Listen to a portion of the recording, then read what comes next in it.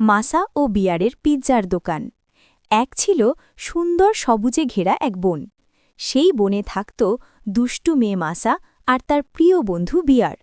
একদিন সকালে মাসা বিয়ারের ঘরে ঢুকে বলল, বিয়ার, আমি ঠিক করেছি আমরা একটা পিৎজার দোকান খুলব। বিয়ার অবাক হয়ে জিজ্ঞেস করল, পিৎজার দোকান, সেটা আবার কেমন? মাসা উচ্ছ্বসিত গলায় বলল, ওহ, খুব মজার হবে। আমি বানাবো পিৎজা আর তুমি হবে দোকানের শেফ। বিয়ার একটু চিন্তায় পড়ল, কিন্তু মাসার উচ্ছ্বাস দেখে রাজি হয়ে গেল। তারা দুজনে মিলে জঙ্গলের বড় গাছের নিচে একটা ছোট্ট কাঠের ঘর সাজাল। নাম রাখল মাসা বিয়ারের পিৎজা হাউস।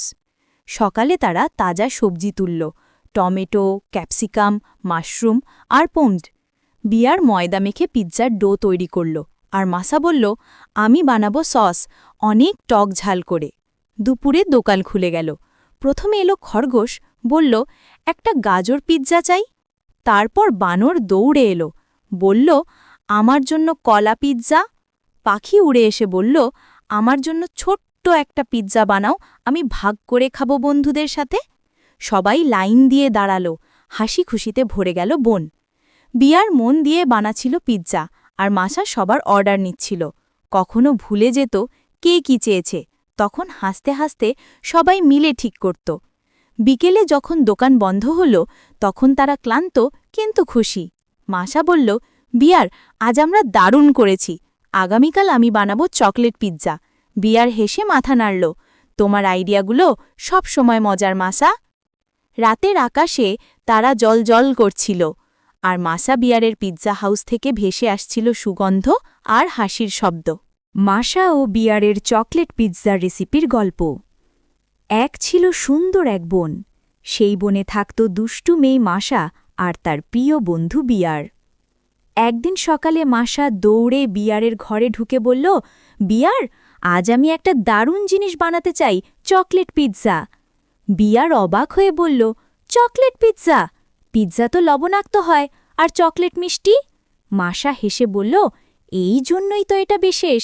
একদম মিষ্টি পিৎজা, আমার নিজের রেসিপি। ময়দা 1 কাপ, দুধ আধা কাপ, চিনি 2 টেবিল চামচ, মাখন 2 টেবিল চামচ, কোকো পাউডার 1 টেবিল চামচ, চকলেট বার ছোট টুকরো করে কাটা, স্ট্রবেরি, কলা বা যে কোনো ফল সাজানোর জন্য। মাসা ময়দা, দুধ, চিনি আর মাখন একসাথে মিশিয়ে নরম করে মথল। বিয়ার পাশে বসে বলল, তুমি তো বেশ ভালো শেফ হয়ে যাচ্ছ মাসা। মাসা বেলন দিয়ে গোল করে বেস বানালো। বিয়ার হালকা তাপে সেটা সেকে দিল। বাইরে খাস্তা, ভেতরে নরম। এবার মাসা কোকো পাউডার আর গলানো চকলেট দিয়ে একটা ঘন সস বানালো। সেটা গরম বেসের উপর ছড়িয়ে দিল। আহ, কি সুন্দর গন্ধ ছড়ালো পুরো বন জুড়ে। মাসা উপরে স্ট্রবেরি, কলা আর কিছু বাদাম সাজিয়ে দিল। শেষে বলল, বিয়ার, এটা আমাদের বনবাসী বন্ধুদের জন্য। বিয়ার এক টুকরো খেয়ে চুপচাপ বসে রইল। মাসা ভাবল, হয়তো ওর ভালো লাগেনি। কিন্তু হঠাৎই বিয়ার হাসতে শুরু করল আর বলল, মাসা, এটা তো পৃথিবীর সবচেয়ে সুস্বাদু পিৎজা। তারপর তারা দুজনে মিলে বন জুড়ে সবাইকে খেতে ডাকল। খরগোশ, কাঠবিড়ালি, হাতি, পাখিলা সবাই এলো। সবাই বলল, মাসা বিয়ারের চকলেট পিৎজা, ইয়াম, আবার বানাও। আর সেদিন থেকে জঙ্গলের নতুন রেসিপির নাম হল মাসা ও বিয়ারের ম্যাজিক চকলেট পিৎজা।